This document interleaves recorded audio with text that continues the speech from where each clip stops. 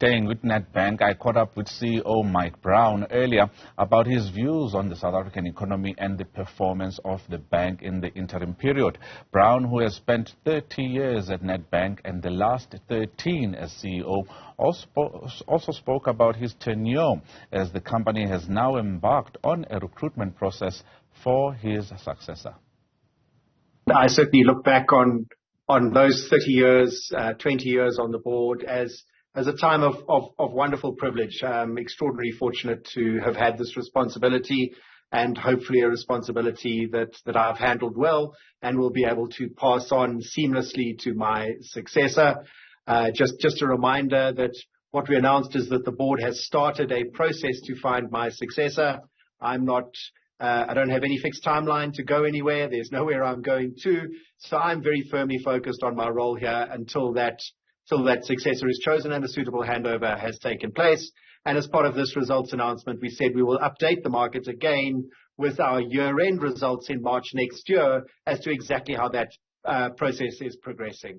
The results for this interim period, it's been quite a tough operating period with impairments up, with bad loans up as well, but a good set of solid results for the bank. I think that's right. We're certainly very pleased with the outcome of 10% growth in earnings and an 11% growth in dividend in what is still really a South African environment with almost no GDP growth. We're expecting perhaps 0.3% for this year. And many of our clients, particularly consumer clients in the middle market and entry level, really battling with the increases in inflation and interest rates that they've had to absorb over the last 12 months. So in the round, we really did think it was a solid set of numbers in a difficult environment. You have mentioned the digital side of the banking space at Nedbank today, and load shedding. What was your message on those two fronts? Well, certainly, digital is something that's been very important to Nedbank's strategy over the last few years. We've been navigating a complete refresh of our technology stack, and that really has led to a materially excellent digital experience for anybody who chooses to bank at Nedbank. We currently the number one bank in South Africa on Net Promoter Scores. We recently won at the Euromoney Awards the best digital bank in Africa, and we've seen 20% plus growth in users of the Nedbank Money app, as well as volumes and values across that app, and now more than 2 million users of our Avo Super app. So very, very pleased with the progress that we're seeing on digital. And then on energy and load shedding, it really is having a debilitating impact on South Africa's economic growth. It is the key reason why economic growth at 0.3% is lower than population growth. In simple terms, on average, we're all getting poorer, and the economy just simply can't grow faster until such time as we have more reliable energy supply.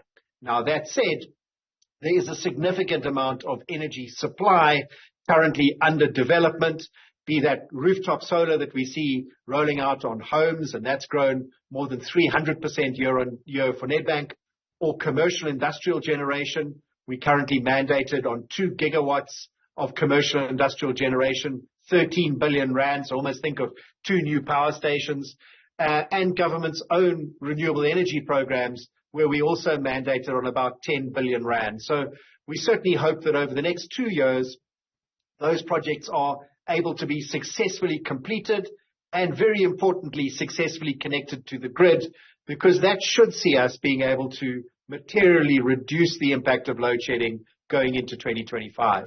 Last week, there was a meeting between over 100 CEOs, which I believe you were a part of. There were undertakings made from the government side in terms of working together, in terms of those commitments. Having engaged in the past 13 years as CEO of Nedbank with the government, looking at whether government has implemented what they have promised to you as industry leaders. Looking back, has government done well? Has government lived up to the promises that they've made to the industry as far as what the industry says needs in order to flourish? Well, so I wasn't actually at the meeting last week. We had results this week and today. So last week I was busy engaged in all of our boards and board subcommittees. And look, I think if we look back over a long period of time, go back to the CEO initiative, I think that there was some measured success that came out of that. We delayed the downgrading of our sovereign debt ratings for a very long period of time. In fact, almost right up until COVID. There have been very good successes like the SME fund and the youth employment scheme. Nedbank, for example, in that period since then, we've given 10,000 youth an opportunity at a first job. We've just taken on another 2,800 this year. So there has been progress. But if you look at those three key issues that we're focused on right now, energy and electricity, logistics and transport, and crime and corruption, while there is progress, it is too slow. And really what we're hoping to do as business leaders is work alongside government to accelerate that progress. And we think that if we are able to accelerate progress there, it probably could add about another 3% to GDP growth rates. And at that level, GDP growth rate becomes greater than population growth. And again, on average, South Africans begin again to become wealthier, something that feels unlikely while we still have this binding constraint of energy. What is Nedbank's position in terms of the glass ball that you have? Are we going to experience or get another interest rate hike? And what does that mean for the consumer, judging by the impairments and the debt and the bad loans that have been reported by the banking sector? Well, of course, interest rate increases are very challenging for consumers who are borrowers. But we also have consumers who are depositors, and they benefit from interest rate increases. So you do need to look across both sides of the balance sheet.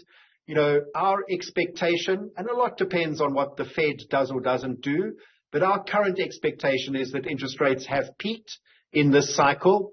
That expectation is also reflected in what we call the forward rate market, so the financial market's view of future interest rates. And we think the prime remains steady here at 11.75 before beginning to reduce sometime during the middle of next year. And that alongside inflation, which looks like it is already on its way down, should provide some much needed benefit to the back pockets of consumers who are net borrowers.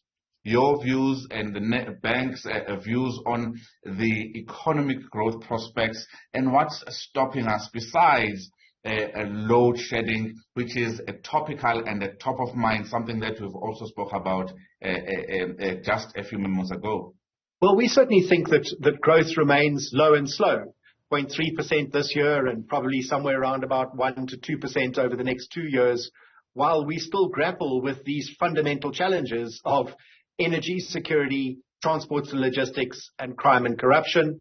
And until such time as we are able to show more meaningful progress on those, I think it's very difficult to see the economy returning to 3, 4, 5, or 3% growth rates. And we need to do that both to improve the unbelievably poor employment outcomes that we currently have, but also, importantly, for government's finances to be sustainable. At 0.3% GDP growth rates, it means that on average tax collections are growing slower than government expenditure, which means that fiscal deficit, or the amount of money we borrow every day as a country to balance the books, just keeps growing. And if that keeps growing, it starts eating into other expenditure that is so vital in our social safety net.